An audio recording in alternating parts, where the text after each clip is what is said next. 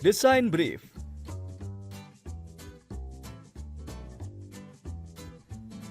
Setelah mempelajari materi ini, Anda diharapkan mampu untuk menerapkan design brief.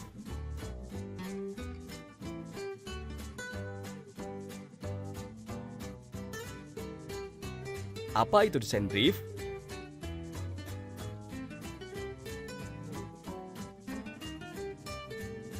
Design brief adalah panduan tertulis atau cetak biru untuk sebuah proyek desain yang dikembangkan bersama oleh desainer dan pihak ketiga. Design brief digunakan sebagai dasar ruang lingkup pekerjaan dalam sebuah proyek desain. Design brief dapat berupa rincian tertulis naratif yang sudah disusun secara sistematis, berupa poin-poin dan merupakan serangkaian instruksi spesifik dan detail yang harus diikuti untuk mencapai desain yang ideal.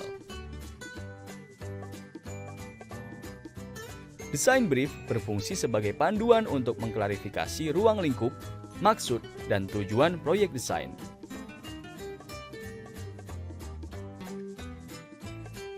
Jenis informasi tampil dalam design brief antara lain tentang perusahaan, deskripsi proyek, tujuan, sasaran, tenggat waktu, ketentuan khusus, dan media atau output dari proyek ini.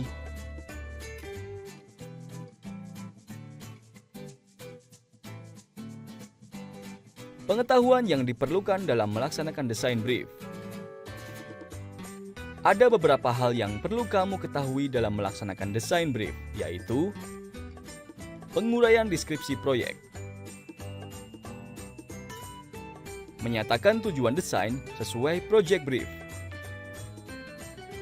menyimpulkan ruang lingkup desain berdasarkan project brief, menentukan khalayak sasaran sesuai project brief, menentukan media desain sesuai dengan tujuan desain, melaksanakan waktu pengerjaan desain sesuai jadwal, pembagian tugas dan tanggung jawab sesuai project design.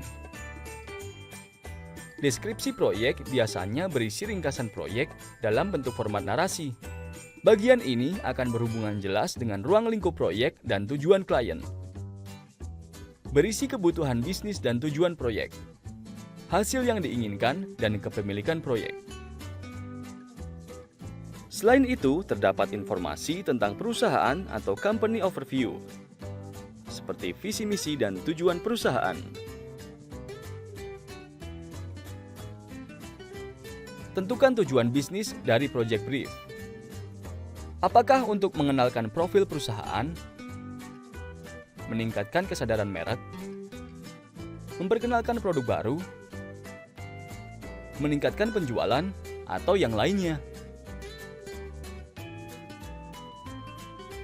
Ruang lingkup proyek desain adalah bagian dari perencanaan proyek yang melibatkan, menentukan, dan mendokumentasikan daftar tujuan proyek tertentu, hasil, fitur, fungsi, tugas, tenggat waktu, dan akhirnya biaya.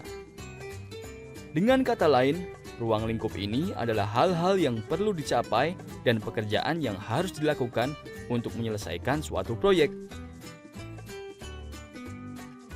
Dalam menentukan khalayak sasaran atau target group atau target audience, penting hukumnya untuk menggambarkan semua audiens target selengkap mungkin dalam design brief.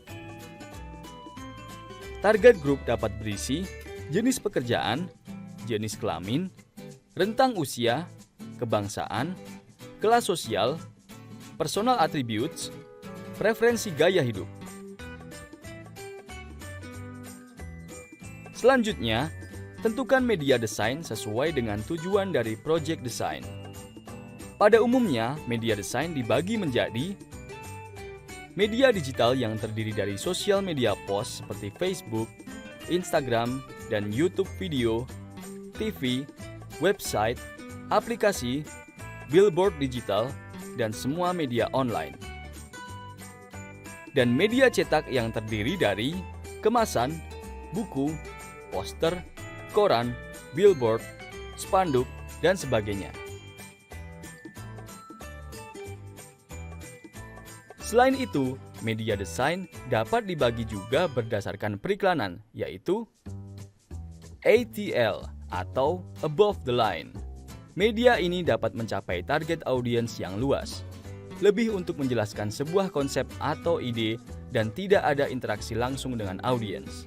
Media yang digunakan biasanya TV, radio, majalah, koran, billboard, media online, internet, bisa lewat website, blog, ataupun sosmed. Selanjutnya adalah BTL atau below the line. Media ini mencapai target audiens yang terbatas, namun dapat memberikan audiens kesempatan untuk merasakan, menyentuh, atau berinteraksi, bahkan langsung action membeli. Media yang digunakan event, sponsorship, sampling, point of sale atau POS materials, consumer promotion, trade promotion, dan lain-lain. Selanjutnya, ikuti jadwal kerja yang sudah disepakati bersama. Desainer dan tim perlu bekerja sama untuk membagi tugas, sehingga tidak melewati tenggat waktu yang telah disepakati. Usahakan untuk memberikan tenggat waktu lebih awal dari batas yang sudah disepakati, sehingga ada waktu lebih jika proyek belum terselesaikan. Nah, yang terakhir adalah pembagian tugas dan tanggung jawab. Pembagian tugas dibagi berdasarkan kemampuan desainer atau jabatan tertentu seperti thinker, art director, atau executor designer. Bidang desainer, contohnya illustration, branding, motion, installation. Dan kecepatan kerja dan waktu desainer, contohnya seberapa cepat desainer mengerjakan pekerjaan tersebut. Demikian materi mengenai desain brief. Sampai jumpa di materi pelatihan berikutnya.